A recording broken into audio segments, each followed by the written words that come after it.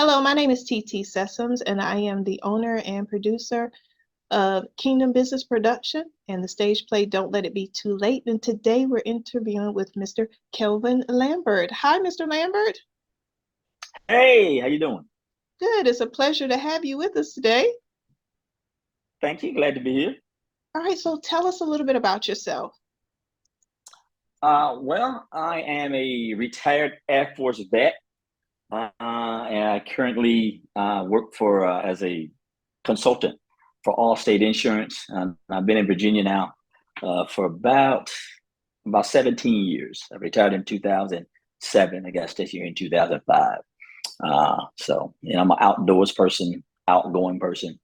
Uh, um, I'm one of those irritating morning people. I like to say, I wake up in the morning, I'm singing, and just I don't know. I love the morning time. I'm a morning person. Probably when I'm at my most energetic when most people are sleepy. So,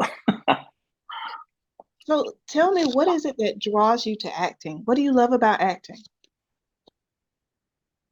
what I love about acting is it allows you to play maybe a different role than you really are, because it just allows you to draw on something else. It's something that's fun for me.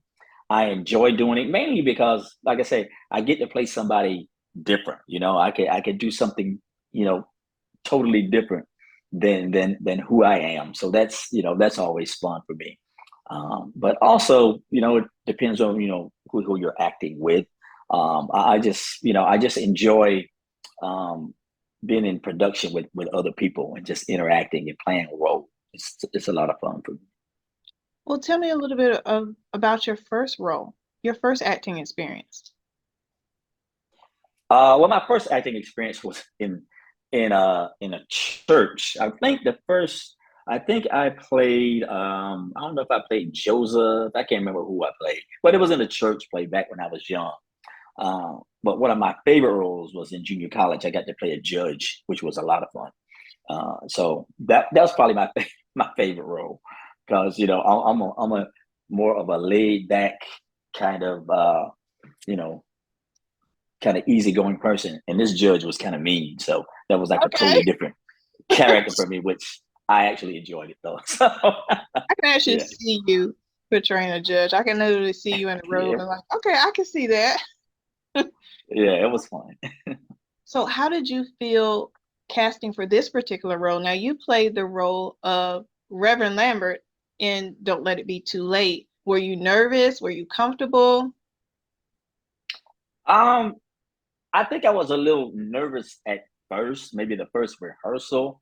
And I'm always, no matter what I do, whatever I do in front of people, whether I'm speaking, like when I was in the military, in front of people, I'm nervous when I first start, but once I get going, the nerves go away. It's like a good nervous energy.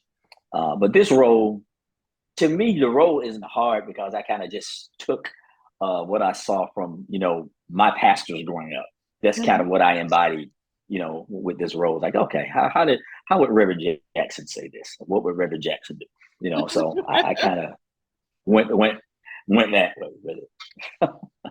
Well, how was it working with the cast and the production team thus far in this production? It's been great because everybody seems to be having a lot of fun, especially when we do the in person rehearsals. Are a lot of fun. But yeah, I enjoy it because for me, it's actually getting to meet more people, getting to know more people, and like I said, I wasn't even aware that it was a lot of acting and roles going on in this area. So that was really a big part of it. It was a lot of fun. So definitely enjoying working with everybody. It's been great so far. Yeah, I've enjoyed it too. It's kind of like even though everybody comes together for this production, it's their first time meeting, you kind of develop different bonds along the way, and it becomes more like a Hmm. family, and it is fun and enjoyable just to get together, see how everything comes together, see how everybody feeds back off of each other and things. So it's been quite an enjoyable experience with Yeah, everybody yeah, together pulling yeah, through for this yeah. production. Yeah, and I'm looking forward to keeping in touch with everybody after this, to see what they're doing, what roles, and what are they doing after this. So it's been real cool. Yes, I do try to keep in touch with everybody too, because that's the one thing about the people in the groups. They share information, and they're Right. open and welcoming about receiving and sharing different information, different opportunities, and a lot of them have dropped into other opportunities from their sharing Yeah, experience, and I think that's awesome. Um, that really that is is awesome. that is great. Now, besides yourself, who do you think is in this production is just gonna blow the audience away? Which actor and why? Um, I think it's gonna be Deontay Jones in the role of Nate. It's just because his delivery, I could tell from I think the first virtual rehearsal, the way he was delivering his lines. I was like, this guy's done this before. He just seems kind of polished to me, Hmm. and he's convincing. So I think the reason why is because he's convincing, and he does a really good job of in his delivery. So I think he is the one that's going to blow people away because he's got a lot. He got a lot of lines, man. And he's, Yes, he does. he's yeah. So So I look, what I think he will. I think he does a good job, and I think the audience will be impressed by his delivery and what he's going through. I think Hmm. he portrays a believable character, and you can kind of see his struggle throughout the play. Right. Right. Most definitely. So, what would you say would be some of the difficulties going into the acting business that are most common?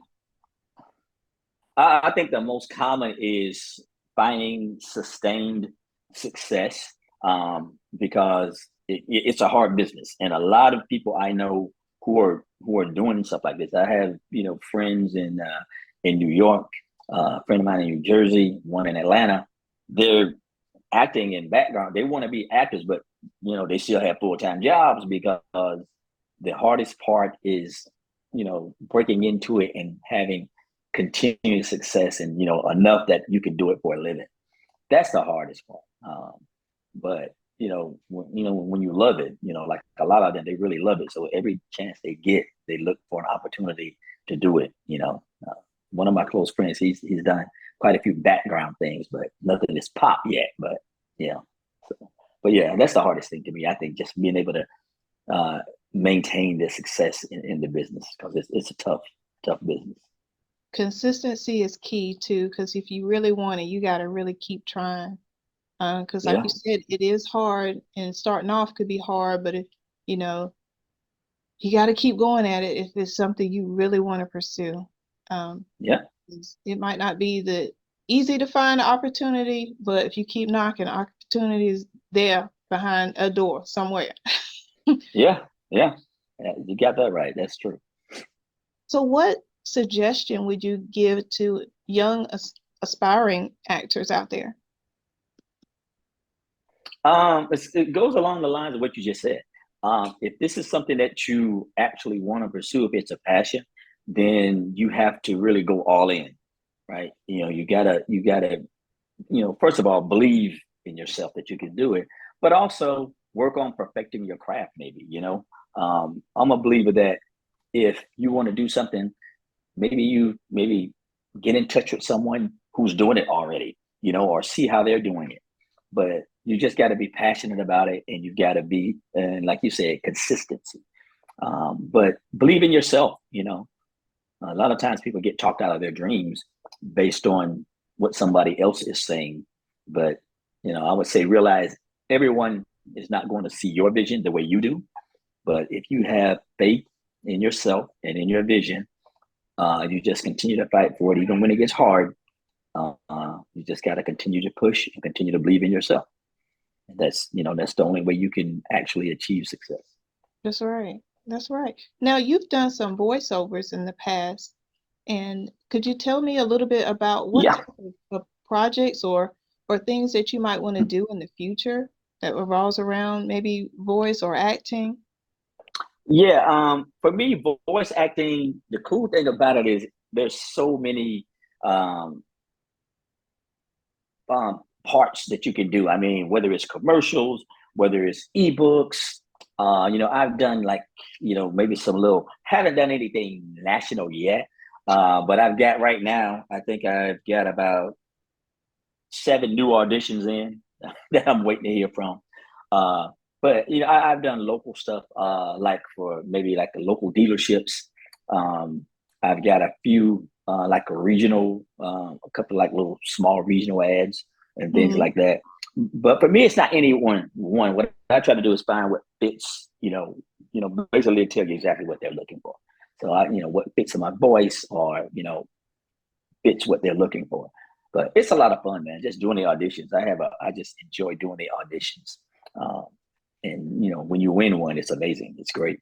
Yeah. So So, do you use certain techniques when you're acting to create a believable character? yeah. Anytime I'm doing any role, even when it was back in church or in junior college, what I try to do, and I think I got this from some actor back when I was a teenager. They say you have to embody the role. I didn't know what that meant at the time. But what I try to do is actually become that character. Like with this character, the Reverend, it's very easy for me to, assume this role because my mom had us in church so much, so I feel like I saw the preacher more than I saw my family. So I was able to, so I just kind of imagine myself as that preacher, imagine, immerse myself in the role, actually being in Sunday service.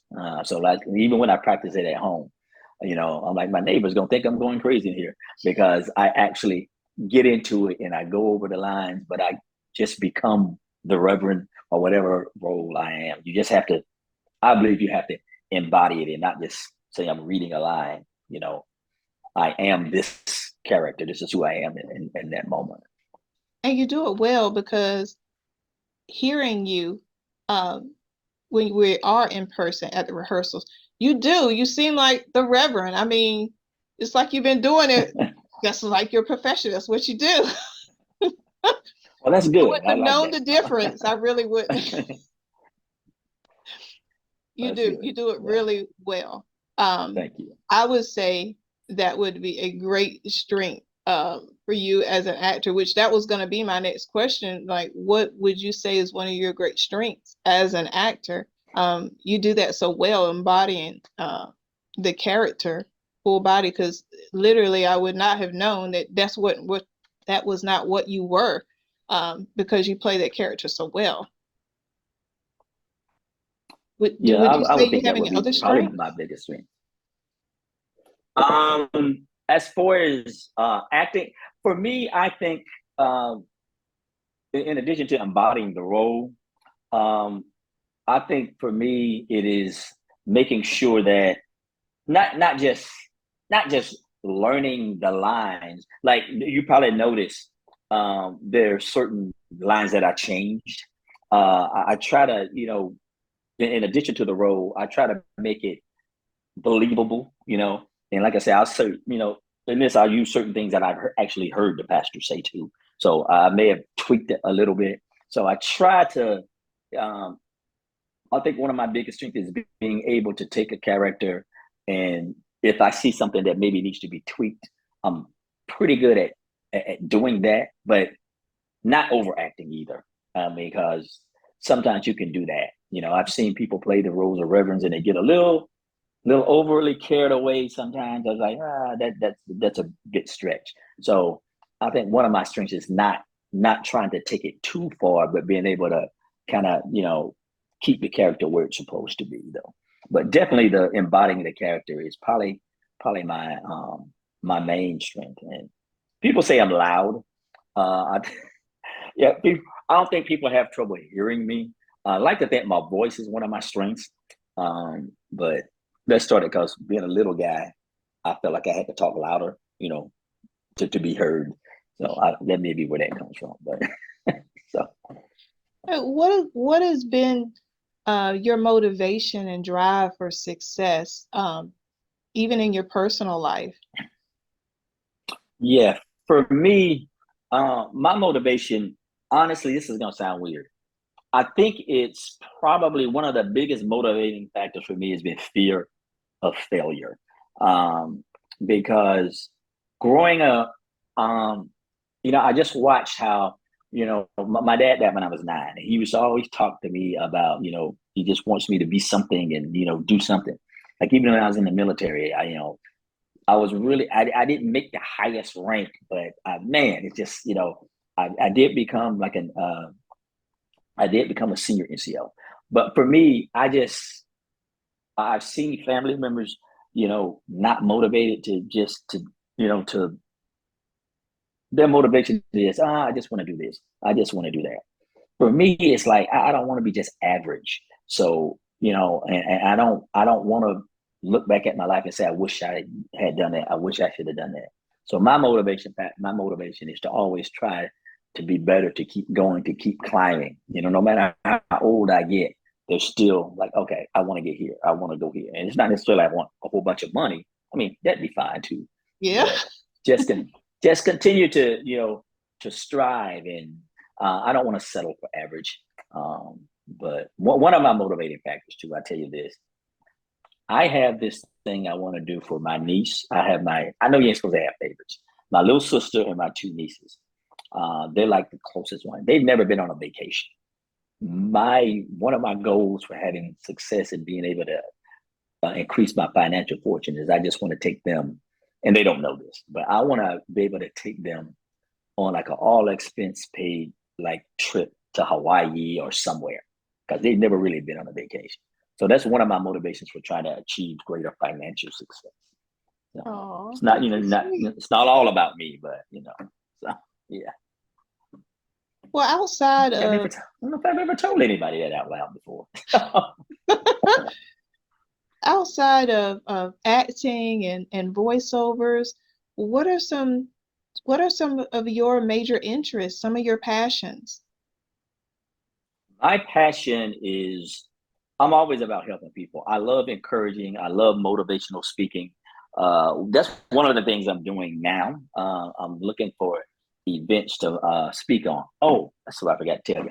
I did just complete my first. It's a small book. It's an empowerment guide. It's called Until You Get There. It's basically about steps to, talking about the right mindset, talking about taking action steps and all these things until you reach your goal. So one of my passions is helping people in any way I can. I like to, when I have times uh, to speak to people and talk to them, whether it's friends, whether it's family members, or when I get the chance to speak in an event, whether it's a school or whatever. Uh, I just kind of like to encourage people. That's probably my biggest passion, really, just trying to help people go further than even that they, thought they could go. So that's one of the reasons I'm trying to create this. I'm in the process of trying to create a YouTube channel now to try to put more motivational stuff out there and to do some motivational speaking events. So that's the main thing I'm gonna focus on after this play. That's what I'm gonna start focusing on. What platforms are it? How can people get your book? What platforms are they available on? They are available on Amazon and Barnes and Noble. I think there's another one, but definitely they're on Amazon and Barnes and Noble. And all you have to do is type in Kelvin Lambert, and it'll pop up. Okay. And And it's a can you quick hear me? read. It's a quick read. It's only like I think it's like 40 pages, so it's not something that you have to put a bookmarker in and come back. And I did that on purpose. I wanted it that way on purpose. So Give us the name of that again. What was the title?